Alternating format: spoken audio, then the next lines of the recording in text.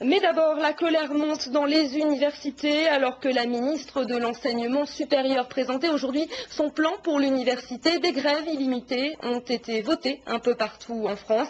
Les enseignants-chercheurs refusent de changer de statut. Ils dénoncent aussi la réforme du recrutement et la formation des enseignants du premier et second degré. Un mouvement suivi dans la région. Le point avec Stéphanie Potet et Sylvain Velluet.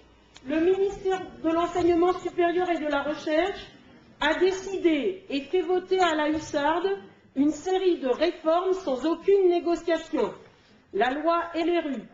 Et en réponse, c'est une colère inédite. Ces enseignants-chercheurs optent pour une grève illimitée. Qui vote pour? En cause, leur statut, modifié par la loi d'autonomie de 2007, qui prévoit que les 847 enseignants-chercheurs de l'université de Besançon seront évalués par le président de l'université. Ceux qui seront bien notés feront de la recherche, les mauvais devront enseigner davantage. L'enseignement deviendrait alors une sanction. Ça fait une vingtaine d'années qu'en réalité nous supportons toute une série de réformes où on n'a pas eu véritablement notre mot à dire et on est peu nombreux, donc la représentativité est difficile, la contestation est difficile à porter, mais là la coupe est pleine. Moins d'indépendance et plus de flexibilité. Pour les syndicats, c'est plus qu'une dégradation du statut, c'est un choix idéologique qui est dénoncé. Je ne suis pas en train de défendre le mandarinat, je suis en train de défendre au contraire ce qu'on appelle la collégialité, qui est la base de l'université, le travail collectif, le fait qu'un universitaire ne discute pas directement avec son président, mais discute à travers des sections d'enseignement, à travers des collectifs scientifiques qui ont la véritable compétence. Avec cette réforme se dessine un grand remodelage des universités, avec la création en France de campus d'excellence capables de concurrencer les universités du monde entier. Et Besançon, dans tout ça, comment la petite université tirera-t-elle son épingle du jeu si demain elle compte moins de chercheurs dans ses rangs? Et pour aller plus loin sur ce sujet, nous recevons sur ce plateau Claude Condé, le président de l'Université de Franche-Comté. Bonsoir et merci d'être avec nous. Alors, tout d'abord, est-ce que vous comprenez l'inquiétude des enseignants-chercheurs ? Oui, bien sûr, je la comprends. C'est fait déjà quelques années que la communauté universitaire demandait la modification du décret de 95 qui installe nos statuts. Aujourd'hui, les textes qui nous sont proposés méritent sans doute d'être éclaircis sur un certain nombre de points, de manière à ce qu'ils soient mieux compris.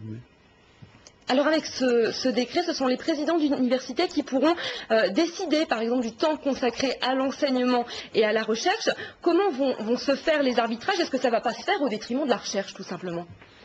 Écoutez, dans l'esprit, c'est pas ça. Alors je vous reprends tout de suite. Les présidents d'université vont rien décider tout seuls. Ils vont être évidemment équipés d'un conseil d'administration qui va les aider à décider.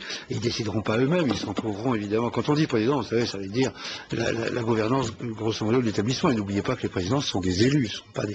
Ce sont pas des gens nommés par le ministère. Donc non, l'idée simplement, et encore une fois, je crois qu'il faut qu'on regarde très, très sérieusement les choses. Un enseignant-chercheur, c'est un enseignant et un chercheur. Bon, on attend donc d'un enseignant-chercheur qui a choisi ce métier, qu'après tout il aurait pu ne pas choisir, exerce les deux missions, et même une troisième mission qui est de participer à la gouvernance de l'établissement. Alors je crois que c'est à l'intérieur de ce système qu'il faut entendre la modulation de service. Qu'est-ce que ça veut dire la modulation de service? Ça ne veut pas dire l'augmentation des heures de cours, ou alors si ça veut dire ça, je ne participerai jamais à la mise en place d'une telle chose. La modulation de service, ça veut dire donner la possibilité à des chercheurs d'être déchargés d'un certain nombre de fonctions, dont l'enseignement, mais pas uniquement, d'autres également, pour qu'ils puissent, en particulier des jeunes chercheurs, ou pas forcément des jeunes, mais en particulier eux, pour qu'ils puissent, au contraire, en pleine phase d'activité, développer leur recherche. Alors, est-ce que ça veut dire que lorsqu'on a déchargé un enseignant-chercheur d'un certain nombre d'heures d'enseignement, par exemple, est-ce que ça veut dire qu'un autre doit, en remplacement, faire exécuter plus d'heures? Je ne crois pas que c'est comme ça qu'il faille voir les choses. En tous les cas, si on lit le décret, mais sur ce point-là, moi je serais assez réservé, le décret n'est pas très clair, enfin bon, il reste encore des zones d'ombre, mais si on lit le décret, il est parfaitement possible, à l'intérieur de l'ensemble des missions, et pas uniquement l'enseignement, de transférer des missions pour quelqu'un qui, dans une période de sa vie, ne souhaite pas faire de recherche pour une raison ou pour une autre, eh ben, il participera un peu plus à la gouvernance de l'établissement, etc. Je crois qu'on a présenté ce décret et on a eu raison de le présenter comme ça, parce que sa première lecture nous conduisait à cela. On a présenté le décret comme ou vous faites de la recherche ou alors vous ferez plus d'enseignement. Erreur colossale. Ça revenait, et comme l'a dit un de vos interlocuteurs, qui a juste raison, ça revenait à transformer l'enseignement en une punition.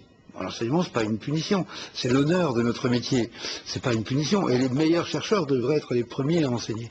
Donc c'est pas ça, c'est à l'intérieur des missions globales qu'il faut voir les choses, et en tous les cas, j'espère que c'est dans ce sens que le décret sera rédigé et commenté. Merci beaucoup Claude Condé d'avoir été notre invité. Je vous en prie.